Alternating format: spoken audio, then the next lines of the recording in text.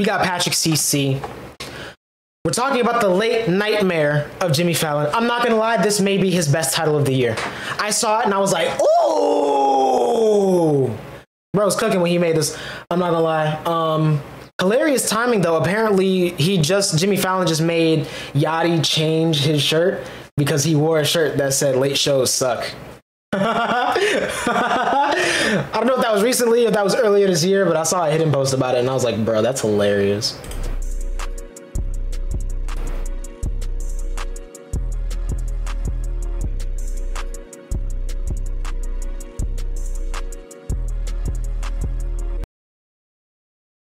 All right, let's see, bro. There's an undeniable sincerity that emanates from Jimmy Fallon. He's not just a talk show host, he's a friend you've known for years, inviting you into his world with open arms. Since his late night debut in 2009, someone perform on him just cause? Nah, I feel like late night shows are like the more mainstream version of going on like Double XL.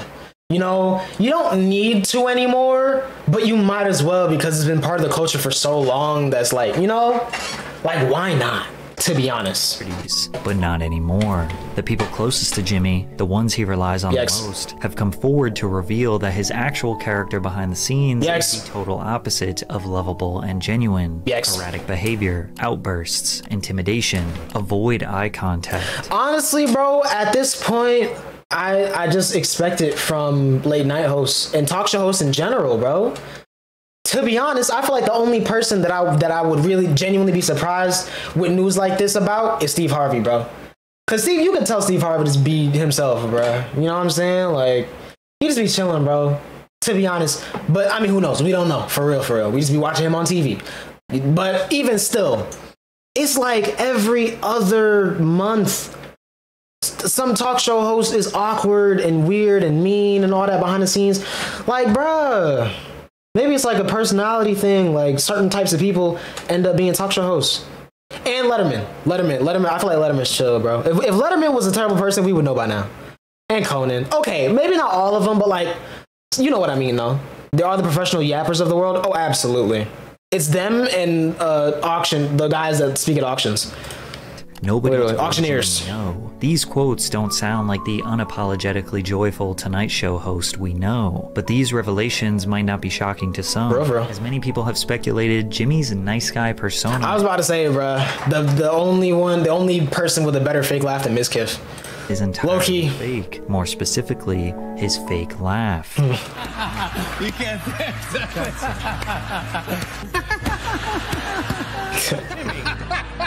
His fake laugh is just my real laugh. Jimmy will laugh at just about everything, to the point where he sounds like a programmed laugh track being controlled by a producer backstage. Bruh. An embarrassment scale of 1 to 10. Okay. 1 is just like being a person. Applause. And 10 is for me, co-hosting the Oscars with James Franco. Without letting me mention why this was embarrassing, Jimmy just bursts out into laughter when there was nothing funny about what she said. And then he tries to connect the signs. Bro, I'm telling you, the second I found out about applause signs, TV got so much funnier. Like, you would think that it would have like ruined TV for me and be like, oh man, everything's fake. No, bro.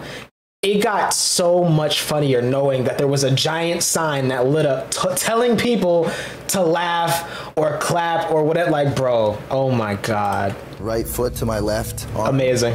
And he's trying to connect them like this, and I'm in such pain, I go... Especially with sitcoms. Yeah. And his belly goes in my mouth.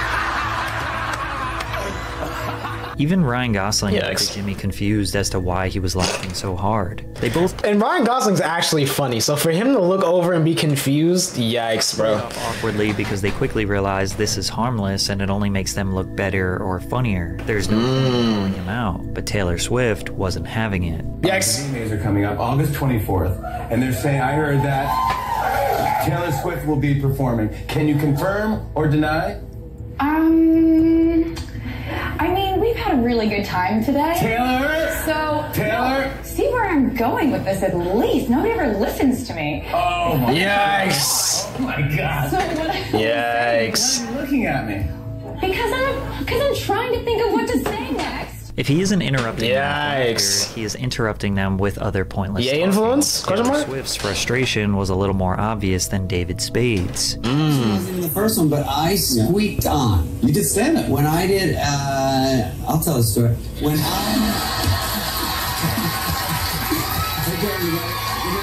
David just gave him a little jab, and Jimmy knew he was wrong for interrupting the comedian, so he tried to make Dave look like the bad guy and walk off. This wasn't the first time Jimmy walked off set to avoid an awkward situation that he caused. Oh, man. How you can beat a human being down to... Don't tell anyone. It's okay. Let him just see the movie. Or not. Or not. You know what the movie's about, kind of, right?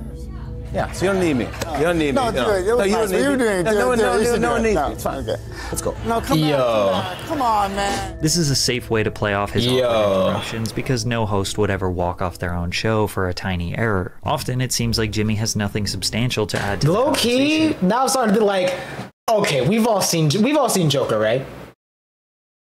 Yeah, it was just about late night shows in general, but maybe it was about Jimmy Fallon. Do we have confirmation on who exactly the character that De Niro was playing was about, kinda? Or like any speculation there? Or was it just genuinely like a generalized late night host thing?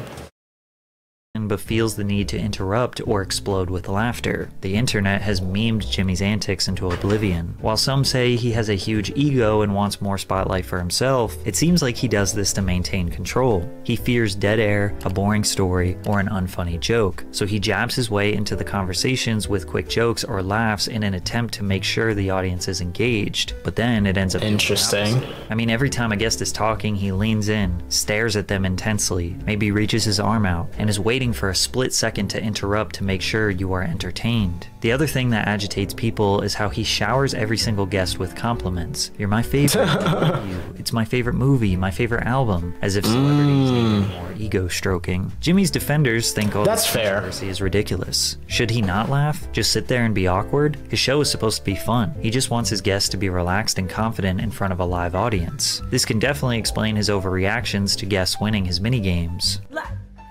Sounds like a poodle. Yeah. A labradoodle. Yeah. Bro, acting like she just won $1 million. Reactions have been a crucial part of TV and YouTube forever. David Dobrik, KSI, and Joe Rogan have been large contributors to the fake laughter, fake reaction epidemic. Okay. It's unfortunate, bro. And if you think there is, dare I say, Sniper Wolf? Let me not even talk about her, bro. I do not need my address leaked. She's I know everything.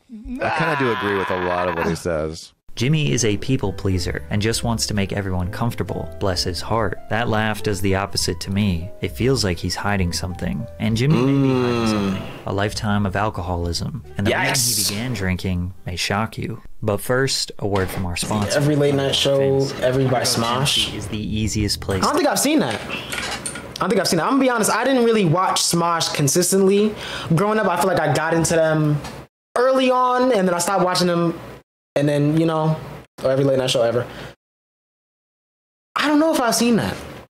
I'm pull it up for after this. As a teenager, Jimmy was obsessed with Saturday Night Live. The program had been running for nearly 2 decades, and Jimmy was fully immersed, insisting on watching the program alone in pure silence because he hated unnecessary commentary from others. Although he could only see the clean parts, his parents I didn't see that. Jimmy didn't miss a single sketch or punchline and remained devoted to learning as much as possible. Ironically, his parents didn't want him watching adult humor sketches, but they would let him drink alcohol while watching. As long as I wasn't doing anything at night, I'd just sit by myself and I would have a 6-pack of Pabst. I don't know if I made it all the way through the 6. It's pretty obvious once you see it. Sit there and watch the show and tape it. He and his sister Gloria reenacted sketches with friends before Jimmy discovered a talent for impressions, often impersonating actor James Cagney and comedian Dana Carvey. I was one of those kids who, if I hung around another kid for an hour, I was that kid. Fallon said, it was interesting. I'd come home and I'd do his type of humor, his type of mannerisms, and my mom would say, okay, Joey, you want appreciate it so low, bro. Acting like Joey. Was good, man. From a young age, Jimmy was an imitator, instinctively copying and mimicking things that he thought were funny instead of having the drive to produce his own material, which was a sign of being the perfect late. Was good. Through hours of meticulously studying various comedy and musical routines, Fallon continued working on his craft and established himself as a performer at Saugerties High School, appearing in most stage productions. It was a rush. I think it was the rush of getting a reaction. Maybe it's acceptance. Maybe it's a thing where you're pleasing somebody. I want to be friends with everybody. And if you make a joke and everyone laughs, you're like, that's it, I scored. That's what I thought making a friend was. You just feel like people liked you. So maybe it was that. Acceptance. It seems like Jimmy's people-pleaser mentality has been in full effect since his youth. His obsession with Saturday Night Live. Check out Patrick CC.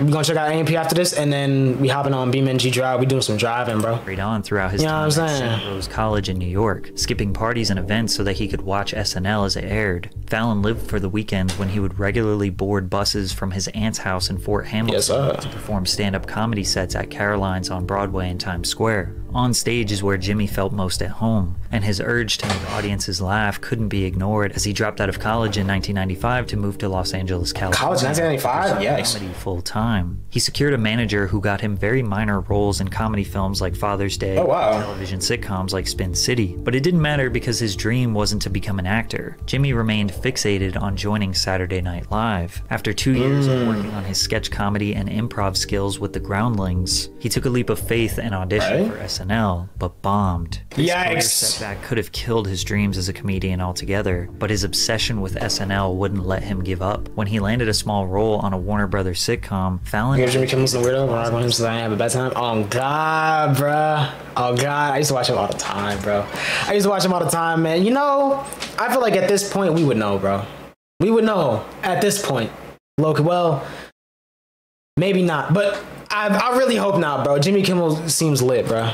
To be honest, release him if he got on SNL. The producers agreed only because they thought it would never. That would actually be devastating. This was my ultimate goal. If I ever cut into a birthday cake and made a wish, I would wish to be on SNL. If I threw a coin into a fountain, I would wish to be on SNL. If I saw a shooting star, I would wish to be on SNL. Wow, man. I had no other plan. I didn't. Really had his heart set. I didn't have a girlfriend. I didn't have anything going on. I had my career. That was it. SNL is notorious. I can't lie. I respect it, bro. Audition stage. I respect it. The series creator, Lorne Michaels, almost never laughed during auditions, and it would take a special talent to grab his attention. Fallon recalls 3 different people warning him about Lorne's lack of laughter, but he learned a lot from his first catastrophic performance, and his second audition, he would come prepared with himself and his impressions, something that he perfected over time. But stayed on that grind. On that stage, performing a celebrity walkathon with impressions of Jerry Seinfeld, Chris Rock, Bill Cosby, and Adam Sandler. To his surprise, Michaels and other executives could not stop laughing. Wow.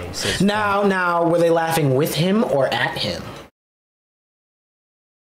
That's the question, bro. Our SNL writer, Tina Fey. He's one of 2 people I've ever seen who was completely ready to be on the show. Probably with him. Wig is the other one.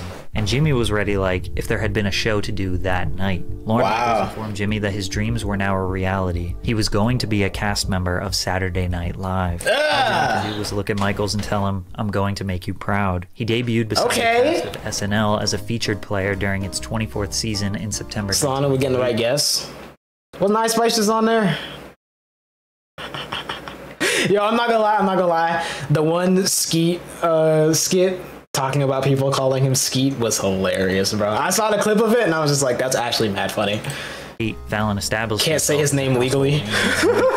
For his spot-on impressions of various celebrities and public figures. While he was living out his dream, Jimmy was also developing a scary addiction to haunt him decades later. During their time at SNL, Fallon and cast member Horatio Sands often drank together. Sands has described himself and Fallon as super-functioning alcoholics. Yikes. That kind of goes hand in hand with SNL. Some kind of substance abuse issues because it's so stressful you could easily find yourself blowing off steam. BoJack Horseman? Question mark? Counted how he and Fallon got in a couple of brawls. I've seen Jimmy clock a few people, he said. Jimmy could fight. I don't know where he learned, but he definitely scrapped with the best of them. Jimmy was in a high-stress environment and abusing his health to cope is potential foreshadowing for the work environment he would create on his own show. Yikes, dude. Saturday Night Live after 3 seasons. However, Lorne Michaels offered him a role on Weekend Update with Tina Fey, which is essentially the comedic news section that SNL covers. Goated show. Unfortunately, I'm not gonna lie, bro. Looking back at like Disney Channel and stuff, bro, they was really in they Duffy like imitating and emulating certain things like SNL. That one skit on Sweet Life on Deck, imitating Weekend. Oh my god, bro, that's actually still funny.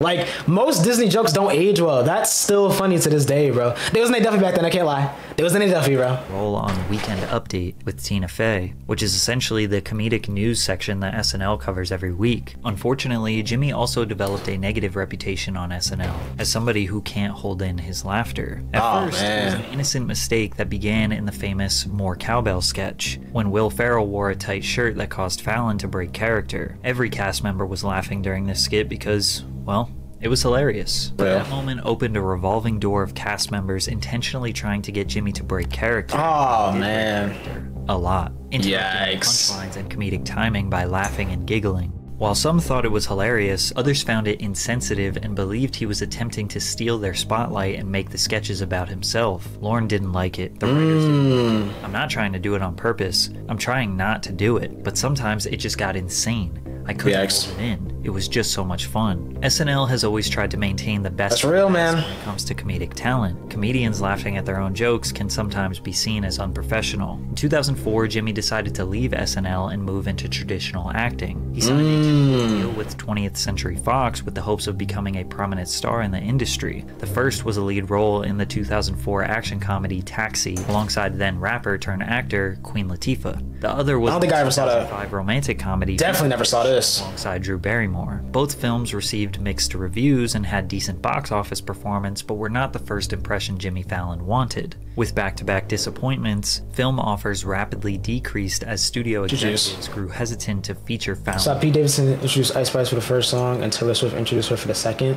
Taylor Swift? No way, bro. Bro, when I still have not listened to their song. I don't know why, but I haven't, man. Future projects. He experienced what he has deemed... Me either. I've never seen him acting.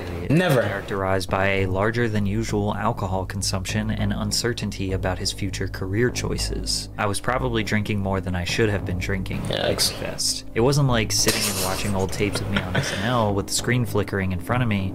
I was like, I can't figure out what I want to do. Jack Horseman? Fortunately for Fallon, the man who gave him his dream job at SNL was about to save him once again, as the host of Late Night had an opening in 2009 after Conan O'Brien was transitioning to The Tonight Show. Jimmy didn't make the best first impression. Many quickly realized that Jimmy wasn't edgy or dark enough for late night comedy. GQ claimed Jimmy was too cute for late night audiences, used to hanging out with the snarky, cool crowd, suggesting he was too corny. Yikes. Was always beyond my grasp, he admitted. Late Night with Jimmy Fallon premiered on NBC in early March 2009. The series immediately outperformed CBS's The Late Late Show with Craig Ferguson. Wow. By 500,000 viewers. Fallon also garnered more viewers than his predecessor, Conan O'Brien. Late Night with Jimmy Fallon was one of the first late night talk shows to embrace social media and use it as an integral part of the She's calling you sweet, bro. He was able to get... Hey, bro, I ain't gonna lie. It looked like he about to say he was standing on business, though. With the I ain't gonna lie. Watching TV at midnight in 2000. I mean, we know he can fight, so. Uploads to YouTube, particularly comedic sketches and challenges with their favorite celebrities. I got these tickets to the One Direction concert. Ew, I love One Direction. Do you have an extra ticket? Yeah. Many of these videos amassed millions of views, but it was nothing compared to the dominance he would have on The Tonight Show. In early 2014, Jimmy Fallon transitioned to NBC's The Tonight Show, where he had big shoes to fill. From Steve Allen to Jack Parr to the iconic Johnny Carson, who spent the show's legacy for 30 years, then Jay Leno and Conan O'Brien, it was now Jimmy's job to lead the most popular late night show of all time. He debuted to a staggering 11.3 million viewers, and despite all the alleged fake laughing... Honestly, bro, both, I ain't gonna lie. Look, say what you want about Jake, he was standing on business, bro. He was standing on business, low key. Interruptions and being too corny, he dominated. It was in a Drake type of way, but he was still standing on business. The show averaged 3 to 4 million viewers throughout the years, but also embraced social media with their YouTube channel that has amassed 30 million subscribers, with multiple videos and the hundreds of millions of views. A lot of Jimmy's segments mimic the format of YouTube challenges. Many of you have never even watched Late Night, but have seen tons of The Tonight Show's YouTube segments, such as Lip Sync Battle, Musical Impressions, and Egg Russian Roulette, where he and his guests would engage in playful competitions, resulting in funny and often viral moments. His comedic sketches and style often mimicked SNL because of his obsession and Lorne Michaels' production. Jimmy is like the personification of a golden retriever. So we get to the swag stealing? And although the late night host is a high profile and often rewarding role, the pressure can be severe. Late night hosts are expected to be funny and entertaining every night. The constant pressure to deliver humor can be mentally and emotionally taxing. Late night hosts must stay up to date with current events and pop culture trends to keep their material relevant, which requires continuous research and adaptability. The aspect of balancing roles can also be demanding. As late night hosts are not just comedians, they are also producers, writers, and often performers in various sketches and segments. Coming up with fresh and original content night after night can be creatively exhausting, as hosts must continue to keep their shows interesting. Meanwhile, late night shows are often live or recorded in front of a live audience. This leaves little room for mistakes, and hosts must be prepared to handle unexpected situations. Therefore, late night hosts are very much reliant on their staff to help with research, writing jokes and sketches, making sure there are as little errors as possible. These writers and employees are Jimmy's lifeline. There is no show without them, and he made a crucial error on May 1st, 2023. Yikes! I wouldn't have a show if it wasn't for my writers, and I support them all the way. They gotta have a fair contract. Still that Google Translate song thing? No, I don't, actually. What are you talking about? Wait, I know SNL has stolen from RDC, but... And matter of fact, they stole from RDC, they stole from Reggie Coase, they stole from a lot of Viners, bro. To be honest, they stole a lot of jokes, bro. Now that I think about it, SNL kind of, you know what I'm saying? But anyways. We got a lot of stuff to iron out, and hopefully they get it done. Literally from a YouTuber? Bruh. If there's a strike, yeah, I think we will, yeah. I think we'll go dark. I don't think they did, right? Support the guild. I am actually in the Writers Guild as well. So, blanking on the name? Yeah. Oh, man. I couldn't do the show without them, and I support my whole staff. Although Jimmy says he will support his writers no matter what. I feel like low-key even SNL stole from Swoozie, bro. That's crazy, bro. As one of his employees took to Twitter to write, I wasn't even at the meeting this morning to tell us we won't get paid after this week. Yes. Jimmy Fallon, please support your staff. Had fun bowling with you last week, but a party won't pay my rent. I'm sure many of you W Press. 5-month-long writer's W Press. That was only 5 months? Bro, I thought it was like 9 months. That was only 5 months. That's crazy. The strike is quite simple. The Writers Guild of America is the joint efforts of 2 different American labor unions representing thousands of writers in film, television, radio, and online media. Writers are the backbone of Jimmy Fallon and all of Hollywood's content. The Pharrell hat is crazy. No jokes, no scripts, no stories, nothing. Yet somehow, they are the least compensated, with most of them earning below the poverty line in salary. Writers make most of their earnings through residuals, which is a percentage that gets paid out to them every time a movie or show is streamed or syndicated in the future. But Hollywood executives restructured the industry during the streaming era, so these writers get basically twisted translation content is uploaded, and the studios are profiting tens of billions, while the people who are actually creating the ideas from scratch are on food stamps. So Jimmy saying he supports his staff no matter what, but not increasing their salaries to a livable wage, had them pretty pissed off, which led to a Rolling Stone article that contacted over 50 Tonight Show employees, revealing what Jimmy is really like behind the scenes. Bro, that's a whole channel for real. Hold on. Let me see oldest upload. 11 years. Oh, wait, no. That's something different. 9 years ago is when it started. When did you start doing the Google Translate? See, I don't think I've seen that for real. I've seen a lot of clips and stuff from the Tonight Show, but like I never really watched it like that, to be honest with you. So I feel like there's a lot of things I missed. Like you said, lip sync battle. I've seen. Took a whole year for them to finally give credit. Nah, bro, a whole year is wild. Whole year is actually crazy. Although many praised Fallon for his immense talent and comedic gifts, nobody spoke on record or had positive things to say about working on The Tonight Show. Interestingly enough, 3 employees who originally worked on Late Night claim a dramatic and ugly shift in working environment occurred once they transitioned to The Tonight Show. People that worked under them felt this pressure that if you made one mistake, you were gone and would be easily replaced. From 2014 to 2022, that's crazy. There were 9 different showrunners. 9 different showrunners? Leadership gradually created a chaotic atmosphere among staffers who expressed their loss of faith in senior leadership. Nobody told Jimmy no. Everybody walked on eggshells, especially showrunners. Yikes, bro. Glazers. You never know what Jimmy you were going to get and when he was going to throw a hissy fit. They described Jimmy's temperament, mood, and treatment of staffers as erratic. They suggested Jimmy Fallon was unpredictable, having witnessed him snap at crew members over the smallest things. They also claimed Fallon occasionally berated and belittled staffers out of frustration. That's whack, bro. 3 former employees said that he berated them in front of other colleagues and crew members. It was like, if Jimmy's in a bad mood, everyone's day is fucked. When something was wrong, we all knew how to behave afterwards, which was just sort of avoid eye contact and don't make a That's a messed up working environment, bro. Into Jimmy's SNL skit in 2000 where he did an impression of Chris Rock while doing blackface. Jimmy apologized for this skit that resurfaced in 2020, and the article followed up this information with an employee alleging that the staff tried to sweep this controversy under the rug. Yikes. The employee claims that showrunner Granite Benderman kept asking them, "What is going on with your hair?" trying to paint a picture of a racist environment behind the scenes at The Tonight Show. Employees claim that they experienced deteriorating health effects due to the environment. Extreme weight loss. Mentally, I was in the lowest place of my life. I didn't want to live anymore. One long-time employee says they never reported their issues to HR because early on in their tenure at the show, they saw colleagues of theirs attempt to speak to human resources representatives and subsequently got fired from the show. They don't protect us, the former staff. I ain't gonna lie, that's crazy, bro. Anything for us. Many of you watch. That's crazy. And that's one thing that we've noticed about HR, especially when it comes to the entertainment industry, bro. They do not care. If there's anyone that doesn't care, it's HR, which is so messed up because they're the only ones that really should care. You know, you hate to see it, man. Toxic environment. Hate to see it. Experienced similar ramifications as these employees alleged, so you can easily see this being a reality for Jimmy's show. Others speculated that this is nothing more than a hit piece. Many think that Jimmy's short temper, erratic behavior, and need for nothing less than perfection is standard for someone putting on a show for millions and millions of people. Man, that ain't no excuse, bro. Most allegations are against the showrunners, and Jimmy has to take the blame since he is the boss. Most people wonder why someone wouldn't just get a new job if it was so bad. Then again, Jimmy did come from SNL, which was one of the most high-stress work environments that led to multiple employees suffering from substance abuse issues. So it's not that hard to believe that he could have created a similar environment thinking it's just show business. However, see, I ain't gonna lie, that's an explanation.